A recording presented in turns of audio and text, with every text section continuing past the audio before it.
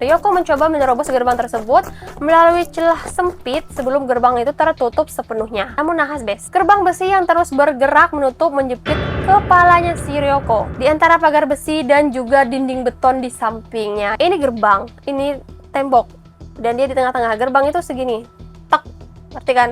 Karena benturan itu menyebabkan cedera parah di bagian kepala, dan juga tengkoraknya si Ryoko. Nah, kalau kalian pikir gerbang itu kayak gerbang di sekolah kita gitu, sekolah negeri kita, enggak kayak gitu gerbangnya. Jadi gerbang yang ada di sekolahnya Ryoko pada waktu itu nih bes ya, bukanlah gerbang biasa. Panjangnya itu 6 meter, tingginya 1,5 meter, dan ini yang paling nggak biasa adalah beratnya. Di mana berat gerbang tersebut mencapai 230 kilo. Kalian bayangin, 230 kilo ngejepit badan kalian dan sambil ditarik trek gitu. Itulah si Ryoko ini kejepit, dan setelah Ryoko kejepit, dia langsung jatuh ke tanah dan setelah itu dia mengalami kejang-kejang. Para siswa yang berada di lokasi langsung teriak histeris dan berusaha untuk membantu Ryoko. Sayangnya sang guru Hasoi tadi yang pada awalnya mengira keributan tersebut karena anak-anak yang itu nggak bisa masuk, jadi mereka tuh pengen masuk gitu. Jadi si gurunya yang menutup gerbang ini belum tahu kalau si Ryoko ini kejepit. Bahkan dia tuh sempat menegur anak-anak lain, "Woi, diem nggak?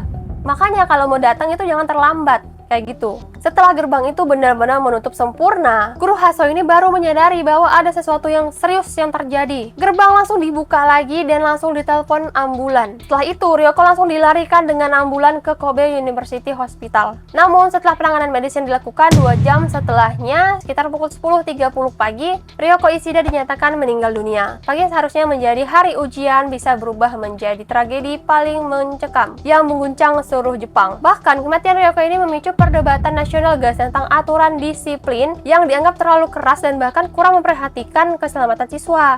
Tapi walaupun Ryoko ini sudah dilarikan ke rumah sakit dan dia sudah dinyatakan meninggal, tapi pihak sekolah itu belum tahu nih kalau si Ryoko sudah meninggal. Kegiatan belajar mengajar pun ujian pada waktu itu tetap dilaksanakan. Bahkan di besi ya, ketika polisi sampai di sekolah tersebut, siswa-siswa ini tuh masih menjalani ujian tersebut. Hingga polisi pada waktu itu belum bisa memintai keterangan, mereka menunggu hingga ujian akhir itu selesai. Jadi kejadian Ryoko ini terjepit di gerbang sekolah itu nggak banyak yang tahu. Anak-anak yang tahu itu hanya beberapa saksi yang memang di luar dan bahkan guru yang ada di depan gerbang itu. Dan anak-anak yang masih menjalani ujian itu mereka nggak tahu sama sekali kalau ada kejadian naas yang terjadi seperti itu. Nah, bahkan ketika itu ada seorang siswa yang menjadi saksi pada saat kejadian. Dia nanyain sama gurunya, "Bu, gimana nih keadaan si Ryoko? Apakah dia baik-baik saja?" Nah, pada waktu itu guru meyakinkan bahwa tenang aja, Ryoko tuh nggak apa-apa karena luka yang dialami itu tidak mengancam nyawa. Gurunya bilang gitu. Namun setelah siswa itu nanya sama gurunya dan diyakinkan oleh gurunya bahwa nggak akan terjadi apa-apa, namun setelah beberapa jam siswa itu nanya sama gurunya, berbeda nih sama keyakinan guru. Ketika itu pihak